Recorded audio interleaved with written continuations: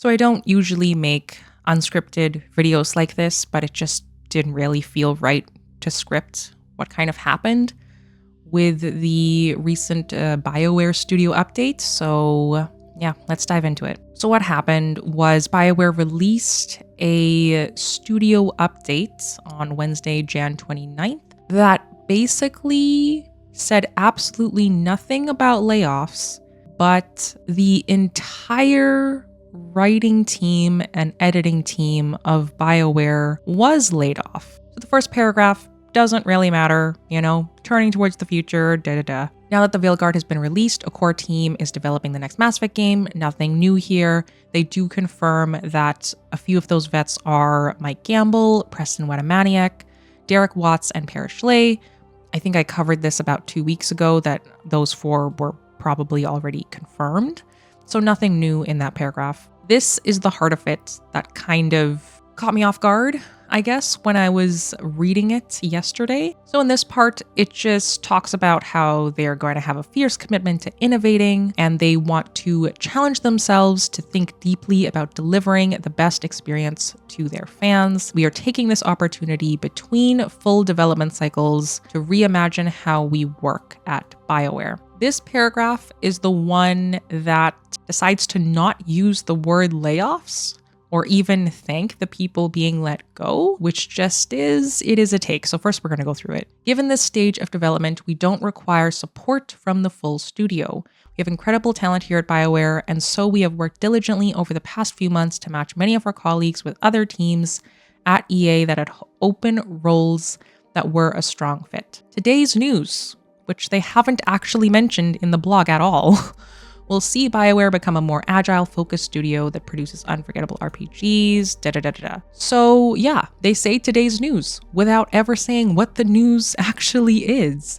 And obviously that news is, which I found out via social media, that a bunch of BioWare devs were let go, and specifically the writing team and the editing team. And it's not even just a couple of writers or a couple of editors. To my knowledge, when I was looking at all the social media, it is the entire writing team and the entire editing team, which includes Mass Effect veterans that were basically the heart of Mass Effect.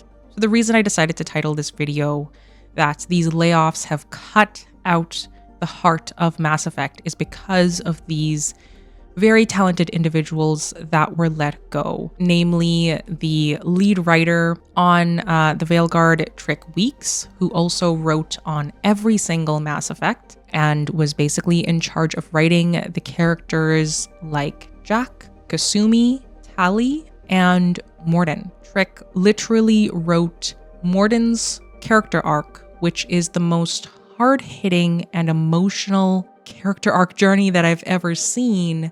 They are no longer with BioWare. I'm not entirely sure if this is confirmed, but John Dombrow was also on the Veilguard team, and John wrote Garrus's arc. So we might have also lost Garrus's writer for the next Mass Effect as well. And of course, I'm not sure, I don't think that Sylvia was let go, but Sylvia did leave BioWare, I think back in December.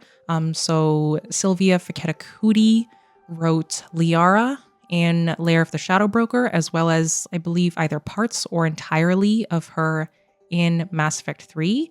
And Sylvia is no longer with BioWare. The only other editor that I could confirm was no longer with BioWare anymore was Karen West Weeks, who worked on Mass Effect 2, 3, Andromeda, like you name it. She was right there editing those games, and she is also no longer with BioWare. I feel like the lack of thanks and just empathy in the entire post makes me think it was a very planned move by EA, where they didn't want the news outlets like IGN or PC Gamer or whatever to use the word BioWare layoffs and kind of, drum up some negativity around the studio. But the vibes are not good with how they handled this. So yeah, I'm a little bit just lost for words, I guess, here. And I decided to do this off the cuff because I don't I don't even know what to say. Like, this is just extremely devastating to lose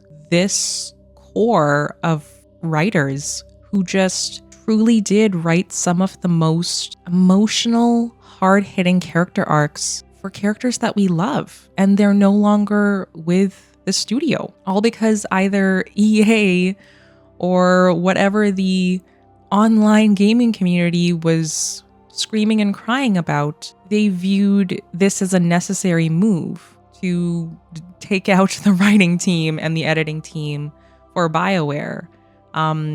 Even though that's not even, I'm playing through the Veilguard right now, and it is not the writing. It is obviously all of the factors surrounding what happened to the Dragon Age team and what they were forced to deal with while making the game. So that's just besides the point.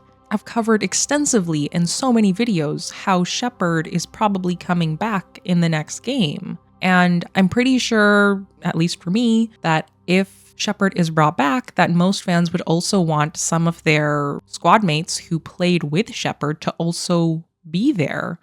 You know, like a Tally, like a Garrus, like a Caden or Ashley. And I think that if the writers that intimately knew those characters aren't there, that is going to hurt the product. I think that's what worries me the most about the news from today, is the layoffs have cut out those writers, cut out the heart of what made Mass Effect so good. And now the next Mass Effect is in a state of limbo because from what I can tell, they were going to need those writers to pull off a story like this, where it's a sequel to both the trilogy and Andromeda and trying to make all of that work. Like, you need those veteran writers that know those characters like the back of their hands because they wrote them with those hands. So yeah, I think that this news has it's been heartbreaking and devastating, and I genuinely don't know where they're gonna go from here. I had ended off my last kind of news update saying how I generally try to see things